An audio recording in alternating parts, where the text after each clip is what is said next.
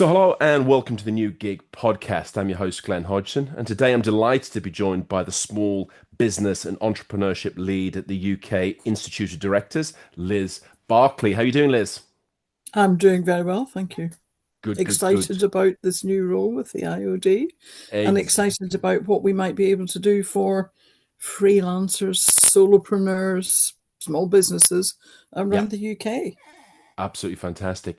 Now, let's wind it back a little bit, though, because you've had a number of interesting and important roles over the years. So it'd be great to sort of give the viewers and listeners a little bit of a potted history, if you will. I'm not sure how good I am at potting, but never mind. Let me tell you, I grew up in a small business household. My parents were farmers. Hmm. My mother did the VAT. The air was usually blue at the time. My grandfather built houses. My uncle had a construction firm. My great aunt ran a convenience store. Uh, in my school holidays, I worked before I went to university, I worked in a friend's small department store. And by the time I'd gone to university, they'd allowed me to run the furniture department. So I came to university with the view that I would probably work for myself in some shape or form. Yeah. It was just part of my background. Hmm. Went into broadcasting, dealing very much with small businesses, but also consumer affairs. And I had a real realization that most small business people, freelancers, solopreneurs had much more in common with an individual consumer than they did with big businesses. Yeah. So for me, it's always really been about trying to set the scene for the importance of the small business sector. And when I say that, I mean all of those that I've mentioned already, Hmm. including the micro businesses that do employ up to 9 people, because they're hugely, hugely important to the Yeah. UK economy, but not just the economy, to wider society, etc. And so, as a business journalist, I then realized that the Small Business Commissioner role had come up 4 years ago, applied and got that. And Yeah. I have spent the last 4 years as a Small Business Commissioner and now moved on to part time at the IoD, but also involved with the International Council for Digital Trade and Innovation. Yeah. So the technology side of it really fascinates me too. Yeah, no, fully understand. And I think sort of that's one of the things that people, and by people, I mean society at large, as well as the politicians, decision makers, and even the business community, often forget the vital role, but also the ubiquity of SMEs and particularly micro businesses as well. I think that it's kind of lost off, and maybe the not having that unified voice and being across so many different sort of business sectors, different rules, regulations that apply, but people are sort of so focused on running the business, they don't have time to actually sort of put the head above the parapets and think, well, this is not right. We want to explain what we need to do, what we need to change to facilitate as well as hinder. I think I refuse to use the term SME. Sorry. Okay. Sorry, Glenn. Simply because I think that that means everybody gets lumped together in the way that you've Yeah. just suggested. And it makes it more difficult for policymakers to understand what the different individual needs of everyone from the freelancers, the micros, the small businesses really are. And yes, it's hard to get your head around the Yeah. fact that there are 5.6 million small businesses up to 50 employees, but that includes people who are single, solo. Yeah. And their needs are going to be extremely different. But they're also really strapped for time, they're strapped for resource, they're strapped for capability and capacity Mm. within those businesses. But freelancers, for instance, contribute £270 billion to the economy. You Yeah. know, we're not talking a small amount of money here. We're talking Mm. a big contribution. And when you lump all of the small micro businesses together, you're talking about something like 1.8 trillion. It's a Yeah. huge amount of money to the economy.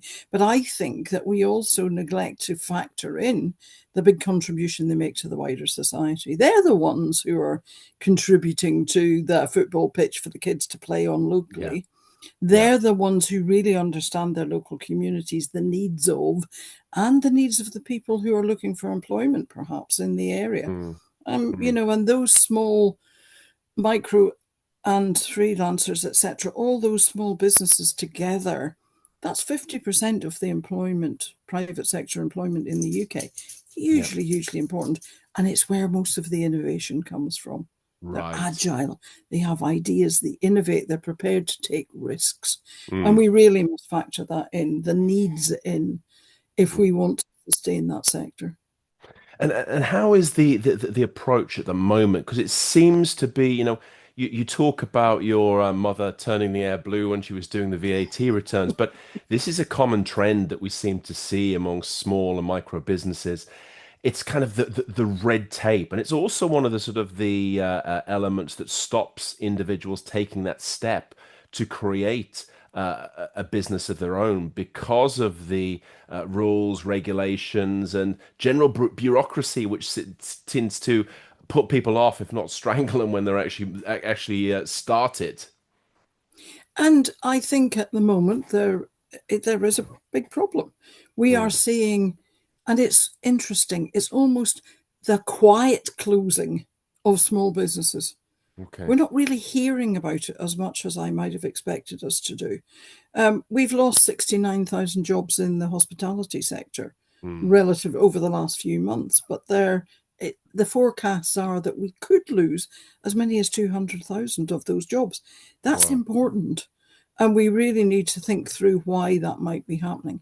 I think recruitment is a big issue at the moment. People simply are freezing their recruitment plans. Yeah. The confidence indexes, everybody's confidence index, that all the indices are showing that confidence is at a real all-time low, and that small Yeah. businesses are just not confident that A, they are going to be long-term viable, B, that they're going to be able to ride out this perfect storm they find themselves in, and C, that there will be policy changes that come along that will really help them.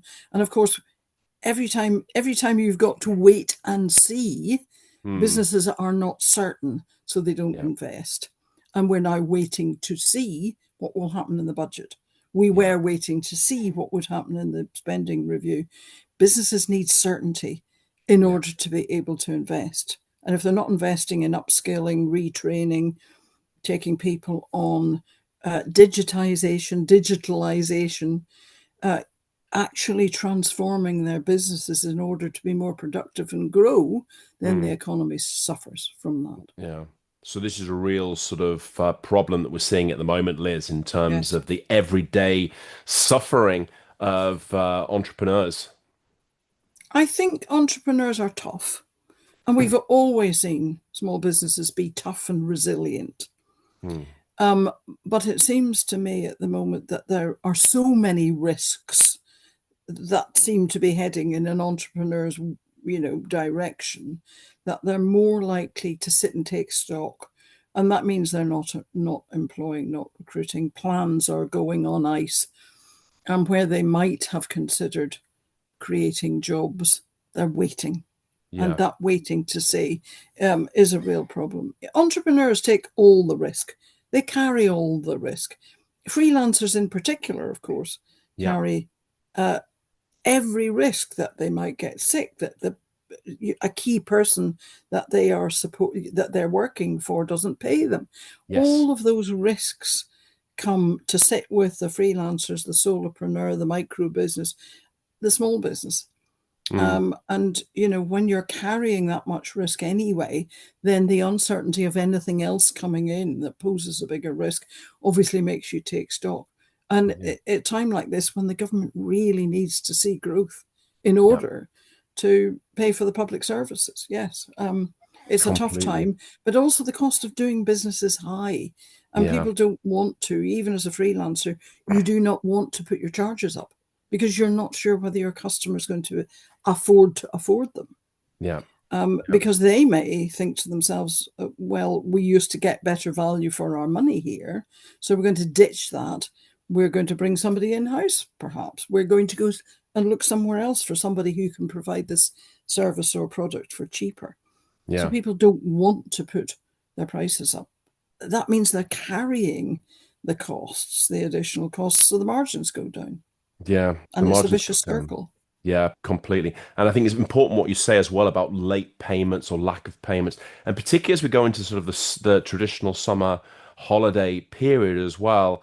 The number of people I speak to who say that sort of their partners and customers, they kind of go on holiday, they forget about it, and come back in September and think that they get on. But of course, small businesses don't really have a large buffer often. Still, the bills need to be paid. Still, the outgoings exist, and I think that it's a real crunch time often for many individuals. You say that, but so is Christmas. Christmas as well. Anytime, any Exactly. time of the year that you're not paying your small business, your freelancer, you're putting them under jeopardy. Yeah. And I think that it's partly because customers don't necessarily understand their small businesses. I mean, a classic example that I came across was somebody who said, but it's only £300. How can that Yeah. matter? Yeah. I'm sorry, but that does matter for that small business.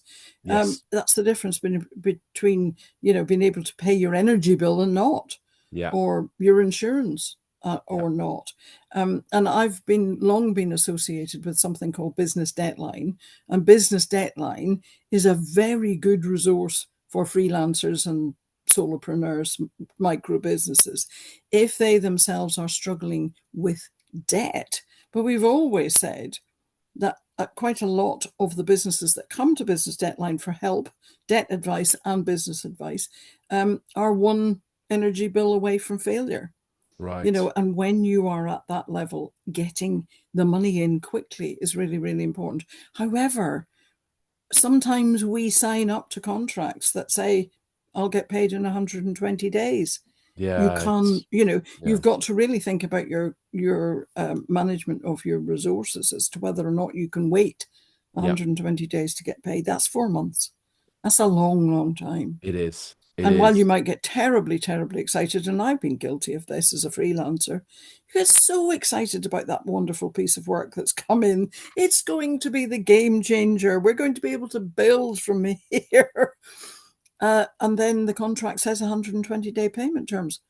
No, walk Yeah. away is quite often the only choice you've got. You can't do it. And I think one of the things that I've seen personally as well, like that, when you have these longer time periods, then maybe internal changes or people start Yes. questioning, well, what happened exactly 4 months ago? What did you do? Did you deliver this to the right standards? And it just opens up so many possibilities for misunderstanding and basically lack of clarity on what was actually carried out in terms of And the I value of the project. and I am adamant that we need to have everything in writing before the work starts. Yes. Because you're Yeah. absolutely right. Nobody can remember what the conversation was 4 months ago. And it would probably have been 6 months ago because you've got the run up to the work starting to Yeah. delivery. What was the agreement? And if it's not in writing, nobody is going to be able to understand it. But I also think that a good, simple contract sets the ground rules for how the relationship is going to work while you're working with that person. And Exactly. I know that as a freelancer or running a small business, I quite often working for several different clients at the same Mm, time. yeah. Now, without it in writing, you can't nurture the relationship. And I really do feel we need better relationships between customers and suppliers, whatever Yeah. size they are, to Yeah. be clear on how we're going to operate this relationship. Clearer onboarding, Mm, uh, clearer help with things like policies from it, for instance. yeah. If the bigger customer has already done a lot of work on policies and processes, why not help to cascade that down the supply chain in Mm. order to make more resilient and sustainable supply chains? It makes so much sense. And I absolutely agree with you. That thing of, with no malice forethought in these kind of situations, you can say that in my head, I understand a meeting to look like this. This is the deliverable in my head. This is the deliverable in the customer's head. They can be a million miles apart in some cases. So as granular as you can get, as the Americans say, as much detail as possible, you can actually put into those contracts. So everyone's on the same page and is under the same feelings and interpretation of what's actually going to be delivered and what it's going to look like. But I think it does do simple, it. clear Yes. language. Yeah. Quite often, somebody said to me the other day, I've just been presented with 700-page contract. Why does anybody need 700 pages in a Yes. contract? Exactly. World Commerce and Contracting Association does a lot of work with big companies to get their contracts reduced from 700 pages down to 50 maybe. Yeah. And there are so many ways that you can do that. But it's, lawyers like to be very legalistic about these things. But you quite often discover that the smaller company involved simply isn't understanding the same thing. The Yeah. language is too legalistic. The clauses are too long and complicated. And Mm. and quite often they're not reading the contracts, because you try reading 700 pages on your mobile phone. No, Uh, thank you. dare I ask you, have you read your mobile phone contract? Yes. Have you? Have I you? have. Well, I've actually, do you know what? Do you know what, Liz? I've changed recently my provider and the scheme. So I actually have been through it. I'd say 50% because I want to know what it actually covered because I had specific requirements about things that I needed in the new contract. So I did, but then all the stuff on the back of it in terms of the terms and conditions. No, I skimmed through that and put my signature on the end of it. I So apologize. I hold my hands up. you missed the bit that said that your firstborn was going to be put into modern Yes. slavery. Uh, Yes, exactly. Exactly. and it only takes a few words that you don't understand Yeah, for you to be all singing from a different song sheet. And I think it's completely. really important to get that right, but to get it as simple as you possibly can. Yeah, no, absolutely, absolutely, that's the case, and it's really sort of the maze and the minefield that we need to go through as entrepreneurs as well. But we've talked a little bit about the negative side, but there's also the positive side as well, and also the reason why more and more people are wanting the freedom and flexibility, and they want to start out by themselves. They're either doing it or they've got this desire to do it in the near future. There are about 34 million people in the workforce in the UK, and about 8 million are doing freelancing in some form. Right. So they're freelancing part time or full time, quite a lot of them doing side hustles, etc., Yeah. in employment. So it's very interesting to see. I think the latest figures show that 2/3 of young people, Gen Zs, would love to run their own businesses, Right. work for themselves. And quite often they're talking about working in a portfolio. So Yeah. they do something that they're really passionate about. They do something they're really good at. They do something that brings them in some money. They do something that advances their career. They do something that gives them personal development. And that is a hugely, to me, I understand that because that's how I've operated. And I think that it's really interesting that as many as 2/3 would love to do that, because the criticism of that comes back to me is, oh, people want security of employment. But if you're only working from one employer and that employer makes you redundant, and there's lots of Yeah. redundancies at the moment, then where does your security sit? Perhaps it Exactly. sits with a Exactly. freelancing mindset, with that entrepreneurial mindset that says, I'm going to run my own business and work for all sorts of different clients. And I've always said, if I have 6 different clients at the same time, possibility is two will let me go, maybe even three will let me go. Mm. But the chances are I've still got some work coming in from Yes. which I can then rebuild. And I also think that as a freelancer, you learn so much from everybody you work with. Completely. And you can then spread, I call myself a bee that pollinates. Good And it's that description. whole idea that you're taking really good ideas and spreading them and sharing them. Mm. and also helping people, connecting people, and connecting organizations and helping people to work more collaboratively. And Yeah. I think that's where the future sits. I think we're going to have to think about the workforce in that way, because if two-thirds of the workforce want to work in that way, then the workforce needs to be built to accommodate that way of working. And It I, really does. at the moment, I am seeing a lot of big businesses, medium-sized businesses, bringing in freelancers where they need a job done, but they're not sure how long they need the job done for. They're not sure that it's going to be a permanent role. Yeah. Or they haven't found the right person, so they're bringing in the freelancers in order to do the work that needs to be done. And I Mm. think you quite often find that times when the economy is looking a bit shaky. Mm. And would you say, Liz, that companies and organizations from their side are more understanding this, the kind of the portfolio career, the desire for individuals to have the sort of the freedom and do their own projects so they get you bring in the skills, knowledge, and expertise that you need, and yet hungry, switched on, and also up-to-date talent that's open that you can bring in.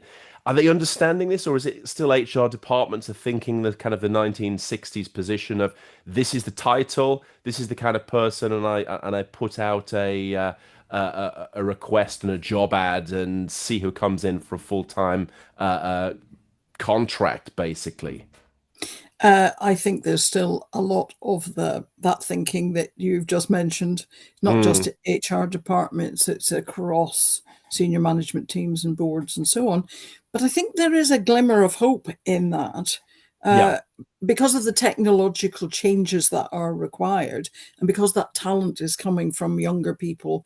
The AI driven technologies that we need to put in place within businesses, I think there is a growing understanding of the fact that there's a huge amount of talent out there, yeah, and that you can tap into it without necessarily creating a job role, yeah, without necessarily keeping, but also you need people to keep up to date. So you need to encourage people to keep themselves up to date, but you might need to bring other people in at the other end yeah. in quick measure. And because things are changing so quickly, I think there is a beginning of a glimmer of an understanding that quite Yeah. often it's the freelancers, it's the small businesses that can provide. They're more agile. But the question then arises is as to who affords to help the freelancers and the small business people to keep on top of the changes, because the changes are happening so quickly. So we need to Mm, be thinking about that too. How do we make sure that people can upskill and retrain? And we do keep saying there is no such a thing as a job for life. Everybody will have to keep on top of their training as they go through their career. But you've yeah. got to have the right training. You've got to have the right training in the right technologies or whatever it happens to be. Who does Mm, that training? So I think we need to think a lot more about and further ahead about what is going to be required in the workforce. And our education system's not quite there yet either. I think we need a much, much better interface between education and industry, whatever that right. sector might be, to think more further ahead about what are the skills that we're going to need.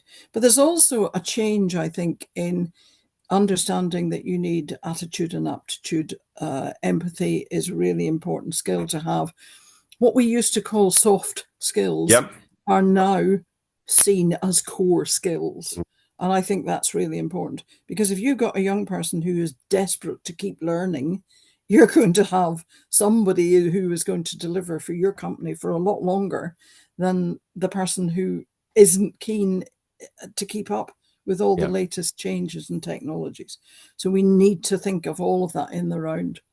Completely. And there's a lot of food for thought in there, and particularly this idea of the education system, because we always hear these statistics about companies and organizations saying we can't find the talent, we can't find the skills we need. And, that all these positions go unfilled because of the fact that we can't find the round peg to put in the round hole within the organizational structure. But that, to a certain extent, is down to those businesses identifying what their needs are going to be and Right. sharing that and going Yeah. out there and talking to the policymakers and making it clear, that they are part of the discussions being had by Skills England, etc. They are Mm. part of the discussions being had by the education departments, so that there's much clearer thinking as to what that bigger picture looks like. It always reminds me of when I used to work the Safety and Health Organization for Europe, across Europe. And they used to say there are 35 million jobs unfilled.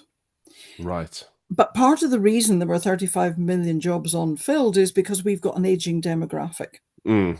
And businesses were not allowing for the aging demographic within their organizations. It's quite a long time ago. So we were still talking filing cabinets, but an older person may have difficulty reaching the top drawer of the filing cabinet. So Right. something as simple as that. But if you change the way you use your filing system, Mm. everybody's going to be able to use it. So just to be thinking much more about what does the demographic of the country look like? We've got an aging population. How do they keep up? But equally do they work with the younger Gen Zs coming in as freelancers or running their own businesses in order that everybody can work together and share Yeah. acquired knowledge over a period of time, in the context of a young person coming in straight out of school or university, for instance. Yeah. How can we gel that into a much more effective workforce that works for everybody to keep people from leaving? And I Yes. know in the construction sector this is a big issue. A lot of older people are leaving. It's really hard to carry bricks when you're 60, I imagine. Not that I've ever Completely. had to do it. Yeah. But also, if you're running a small business and you're not getting paid, then you're going to leave. That skill's leaving, that knowledge is leaving. Whereas the young people coming in at the other end may really benefit from having an interface with that older demographic and understanding, not, bringing in the new technologies, 3D printing and so on into the construction industry. Yeah. But how do we share all of that for the greater good of the organizations, but also for the economy and society? Absolutely, and it's crucial. I think you talk about the communication between the different sectors of the economy and society. That these need to be joined up. They can't be off in their own, ploughing their own furrow without contact with the other areas. Because it's absolutely crucial at this kind of the meshing of the different entities and the different parts of the economy need to be in sync so that we're all pointing in the right direction and actually sort of developing and growing in the right way.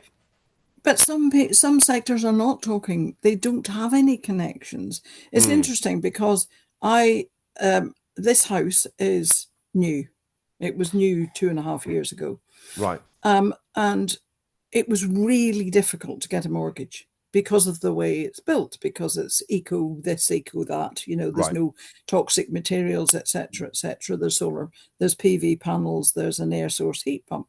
Um, Really, really difficult to get a mortgage on a property that was different. And Right. I have recently said to the finance sector, how are you going to lend against 3D printed properties? And they're saying to me, but that's such a long way in the future. And I'm saying it's not. And you need to have the connection with the construction sector to understand how modular buildings are being built, what the future Yeah. looks like, and how quickly it is coming. So you're absolutely right that we must have better communication out with our own sectors. We need to look up more, I think, Mm. and look out more, not just at the little bubble that we're working in, because things are moving so quickly. Yeah. And the future's already here, and that's a It great is. way to view these things, Liz. And it's fantastic that you have this holistic view of what's actually happening and can actually be the sort of the go-between with the sort of the companies, organizations, but also government and policymakers and the entrepreneurs themselves.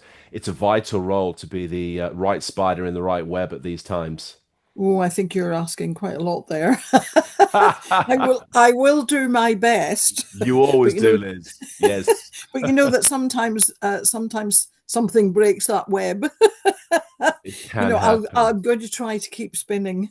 Yes, But exactly. I think we just need better collaboration and better communication. Those are two big C's that I Yeah. really think that we need to think about more carefully.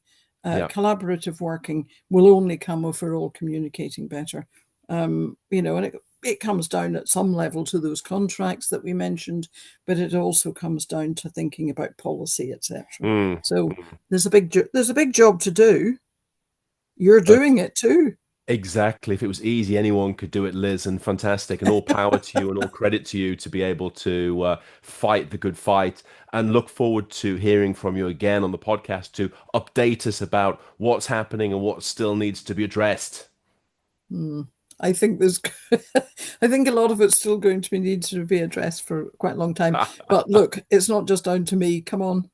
Yes, But exactly. I know people who know. That's the great place That's to the be best in. bit. Excellent. Well, Liz, thank you very much indeed.